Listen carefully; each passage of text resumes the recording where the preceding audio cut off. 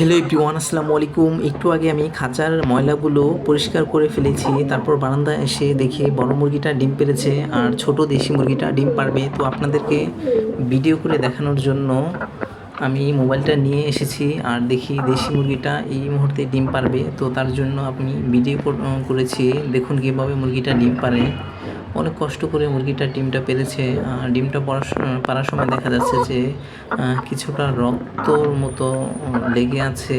তো এরপর মুরগিটা ডিম পেড়েছে। ছোট এই ডিমটা দেশি মুরগির ডিম, আর বড়টা হলো সোনালী মুরগির ডিম।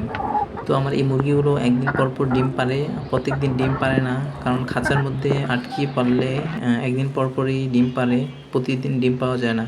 তো এখন আমি এই ডিমগুলো ভালোভাবে পরিষ্কার করে পানি দিয়ে ধুয়ে তারপর ফ্রিজে রেখে দেব। অনেকে আমাকে বলে যে মোরগ বা মুরগি আরও আনতে। আসলে আমার এখানে মলমূত্র করে মুরগি বেশি, আর অনেক শব্দ করে সকাল সকাল টাইমে। তার জন্য মোরগ বা মুরগি আনা সম্ভব না, আর বেশি হয়ে যায় এগুলো। আমার কবুতরও আছে অনেকগুলো, সেগুলো পাখা ঝাড়াঝাড়ি করে আর সব পাখা ঘরের মধ্যে উড়ে চলে আসে।